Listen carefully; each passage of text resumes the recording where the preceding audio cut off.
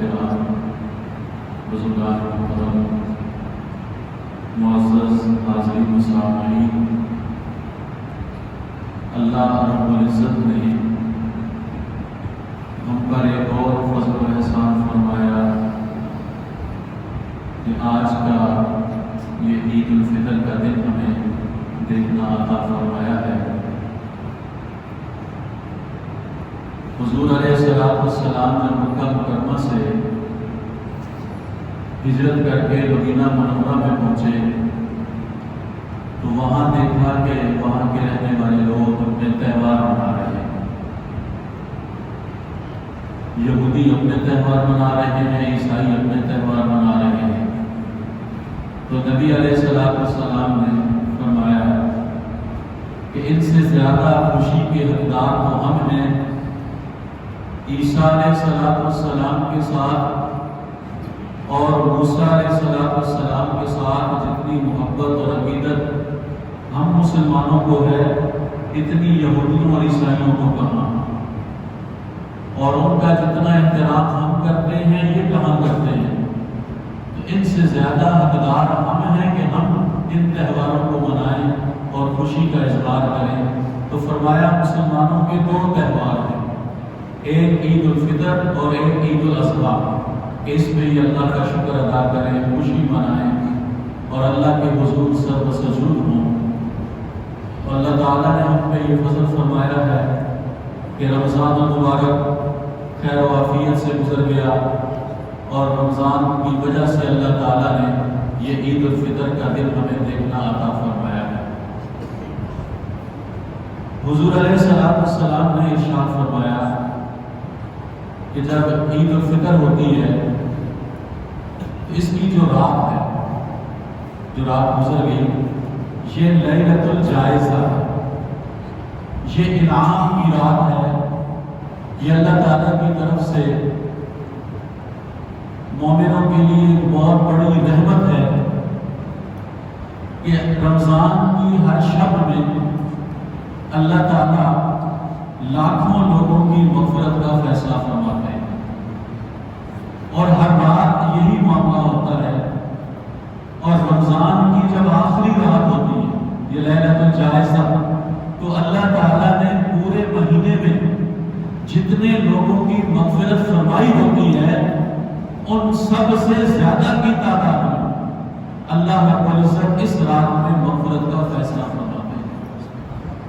اور پھر فرمایا جب صبح ہوتی ہے تو اللہ رب العزت کی طرف سے فرشتوں کا زمین پہ نزول ہوتا ہے، اور وہ فرشتے ہر گلی محلے میں، چوک چوراہے میں کھڑے ہوتے ہیں اور اللہ کی طرف سے اعلان کرتے ہیں کہ ایمان والوں، اے مسلمانوں، اے روزہ رکھنے والوں، اے نماز تراویح ادا کرنے والوں، نکلو اللہ کے لیے، اللہ کی حمد و ثنا بیان کرتے ہوئے، اللہ کی تعریف بیان کرتے ہوئے، اور اللہ کا شکرانہ ادا کرو، اللہ تعالیٰ تمہاری مغفرت کا اعلان فرما دیں گے۔ اور نبی کریم صلی اللہ علیہ وسلم نے ارشاد فرمایا کہ جب مسلمان گھر سے تیار ہو کے نکلتے ہیں، غسل کر کے، صاف ستھرا لباس پہن کے، خوشبو لگا کے، عطریات سے معطر ہو کے جب گھروں سے اللہ کی حمد و ثنا کرتے ہوئے اللہ اکبر اللہ اکبر لا الہ الا اللہ واللہ اکبر اللہ اکبر وللہ الحمد کا ترانہ پڑھتے ہوئے گھروں سے نکلتے ہیں تو اللہ کے یہ فرشتے جو چوکوں چوراہوں میں، گلی کوچوں میں کھڑے ہوتے ہیں، یہ ان سے مصافحہ کرتے ہیں، یہ ان کا استقبال کرتے ہیں۔ اور ایمان والے جب عیدگاہ میں پہنچ کے دو گانا ادا کر کے، اللہ کی حمد و ثنا بیان کر کے اللہ کے سامنے دستے دعا اٹھاتے ہیں تو اللہ رب العزت فرشتوں کو مخاطب کر کے کہتے ہیں بتلاؤ اس شخص کا کیا اجر ہے جو اپنی مزدوری پوری کر دے۔ فرشتے کہتے ہیں یا اللہ اس کو پورا پورا اجر دینا چاہیے، تو اللہ فرماتے ہیں تم گواہ رہو، میں نے ان کو روزوں کا پورا پورا اجر دے دیا۔ اور اللہ رب العزت اعلان فرماتے ہیں میرے گھر میں آ کے میری حمد و ثنا بیان کرنے والوں، میرے ساتھ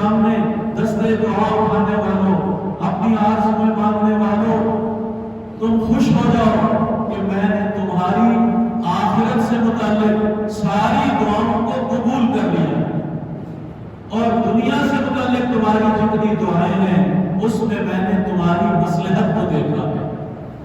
آخرت سے متعلق جتنی دعائیں مانگی ساری قبول کر لیں، اور دنیا سے متعلق جتنی دعائیں تھیں میں نے اس میں تمہاری مصلحت کو دیکھا کہ تمہارا فائدہ کس میں ہے.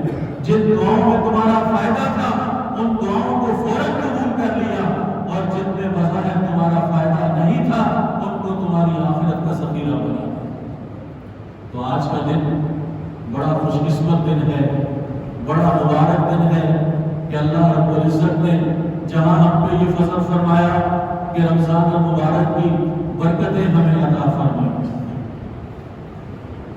کیا خوش قسمت وہ لمحات تھے جن میں ہم روزے سے بھی تھے، نماز تراویح کی ادائیگی بھی تھی، توبہ استغفار بھی تھی، قرآن مجید کی تلاوت بھی تھی.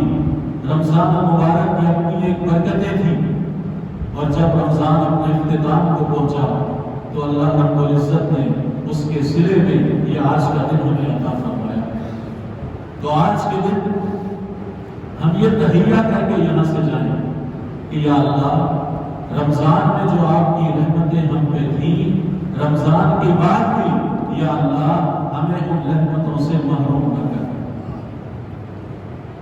یا اللہ آپ کی وہ رحمتیں اور برکتیں رمضان کے بعد بھی یہ جو 11 مہینے مزید ہیں اگلے رمضان تک، یا اللہ اس میں ہمیں اپنی رحمتوں سے محروم نہ کرنا. یا اللہ اپنی رحمتیں اور برکتیں ویسے ہی ہمیں عطا فرمانا. یا اللہ ہمارے اعمال کو نہ دیکھیے، ہم بڑے گناہگار ہیں، سر سے لے کے پاؤں تک گناہوں میں ڈوبے ہوئے ہیں. ہماری زندگی کا ایک لمحہ میرے مولا تیری نافرمانی میں گزرتا ہے. یا اللہ ہماری یہ التجا ہے کہ ان رحمتوں اور برکتوں کے صدقے ہماری باقی زندگی جو ہے اسے بھی یا اللہ ہدایت کی زندگی بنا دے. یا اللہ اسے بھی نیکی کی زندگی بنا دے. یا اللہ اسے بھی اطاعت کی زندگی بنا دے. یا اللہ اسے بھی فرمانبرداری کی زندگی بنا دے. یا اللہ جس طرح رمضان میں ہم گناہوں سے بچتے رہے اور تیری توفیق ہمارے شامل حال رہی، میرے مولا رمضان کے بعد بھی ہمیں گناہوں سے بچا کے رکھنا، اپنی توفیق ہمارے شامل حال رکھنا. اور یہ دعا بھی کریں یا اللہ جس طرح رمضان میں آپ نے ہمیں نیک اعمال کی توفیق عطا فرمائی، قرآن مجید کی تلاوت کی توفیق عطا فرمائی، نوافل کی توفیق عطا فرمائی، صلاۃ و تسبیح کی توفیق عطا فرمائی، استغفار کی توفیق عطا فرمائی، درود پاک پڑھنے کی توفیق عطا فرمائی. یا اللہ ہماری یہ التجا ہے کہ اب اس کے بعد بھی ہماری زندگی میں یہ چیزیں شامل رہیں، ان اعمال کی آپ ہمیں توفیق عطا فرماتے رہیں. اور اپنے ساتھ ایک یہ تحیہ بھی کریں کہ یہ بھی کہ رمضان گزر گیا، شیطان کو چھوٹ مل گئی، شیطان قید سے آزاد ہو گیا. اب ہم اس کے اعلی کار بن جائیں، ہم اللہ کی نافرمانی پہ اتر آئیں، ہم اللہ کی بغاوت پہ اتر آئیں، ہم اللہ کے حکموں کے خلاف اپنی زندگی گزارنی شروع کر دیں، ہم اللہ سے بغاوت کر دیں. ایسے نہیں. رمضان میں اللہ رب العزت نے ہماری تربیت کی، ہماری ٹریننگ ہوئی کہ نیکی کی زندگی کیسے گزارنی ہے، تقوی کی زندگی کیسے گزارنی ہے، اللہ کی منشا کے مطابق زندگی کیسے گزارنی ہے، اللہ کے حکموں کے مطابق اور نبی کریم صلی اللہ علیہ وسلم کے طریقوں کے مطابق زندگی کیسے گزارنی ہے. یہ ایک مہینہ جو ہماری تربیت ہوئی ہے، اب ہم نے یہ ثابت کر کے دکھانا ہے کہ یا اللہ اس تربیت میں ہم پورے اتریں گے انشاءاللہ. اور باقی زندگی جو ہے وہ نافرمانی کی زندگی نہیں ہوگی، اطاعت اور فرما برداری کی زندگی ہوگی. تو اللہ رب العزت کے سامنے اپنی یہ آرزو اور طلب اور یہ خواہش اور یہ لگن جب رکھیں گے اور اپنی زندگی میں تبدیلی کے خواہش مند ہوں گے تو پھر اللہ ہماری زندگی میں یہ انقلاب لائیں گے. اور اگر ہماری زندگی میں یہ بات ہوگی نہیں، ابھی عصر کی نماز ہوئی نہیں اور ہم پریشان ہونا شروع ہو گئے کہ چاند نکل آیا ہے کہ نہیں. اور جو کوئی فون کرتے ہیں یہ پوچھتے ہیں کہ اعتکاف والے پریشان ہیں چاند نکلا ہے کہ نہیں. اور اللہ کے بندو چاند نکلے گا مغرب کے بعد. اعتکاف بیٹھے ہیں 8 دن 9 دن اللہ کے لیے اور گھنٹہ 2 گھنٹے اگر ہم اور مسجد میں بیٹھ گئے تو کون سی قیامت آ جائے گی. اور ليلۃ الجائزہ تو ہے ہی. اعتکاف والے بھی باقی بھی بازاروں کی رونق بننے کے بجائے اللہ کے گھر میں آئے, اللہ کے سامنے سجدہ ریز ہو, ساری رات سجدے میں گزار دیں کہ یا اللہ تیری رحمتوں کا مہینہ چلا گیا, تیری برکتوں کا مہینہ چلا گیا, تیری عنایات کا مہینہ چلا گیا. ہم نہ کچھ نہ کر سکے, کوئی نیکی نہ کما سکے, اپنے گناہوں کی معافی نہ مانگ سکے. آخری رات ہے میرے مولا ہمیں معاف کرنا. ہمارے یہاں کیا ہوتا ہے, چاند نظر آیا نہیں اور مسجد سے بھاگے نہیں, اور مسجد سے بھاگے نہیں کہ بازاروں کی رونق بنے نہیں. یہ کیا بات ہے؟ رمضان میں جو تبدیلی لانی تھی, اعتکاف میں ہماری زندگی میں جو انقلاب برپا کرنا تھا, وہ تبدیلی اور وہ انقلاب کہاں چلا گیا؟ ان باتوں کو سوچنا چاہیے, ان باتوں پہ غور کرنا چاہیے. اور یقین مانے یہ لمحات جب گزر جاتے ہیں پھر قدر آتی ہے کہ کاش ہم اللہ کو منا لیتے, اللہ کی رحمت کو متوجہ کر لیتے. تو آج کا دن جو ہوا سو ہوا, آج کا دن اللہ نے ہمیں عطا فرمایا ہے. آج کے دن سچے دل سے اللہ کے حضور سجدہ ریز بھی ہونا ہے, عید الفطر کی نماز بھی ادا کرنی ہے, اور اللہ سے گڑ گڑا کے اپنے لیے دعا بھی مانگنی ہے کہ یا اللہ جو ہوا سو ہو گیا. آج کے دن تجدید عہد کرتے ہیں, تجدید وفا کرتے ہیں. میرے مولا ہم تیرے ہیں اور ساری زندگی تیرے ہو کے رہیں گے, تیرے غیر سے ہمارا کوئی تعلق نہیں. چونکہ نماز کا وقت ہو گیا ہے, اب آپ سے یہ گزارش کی تھی کہ پورے 7 بجے انشاءاللہ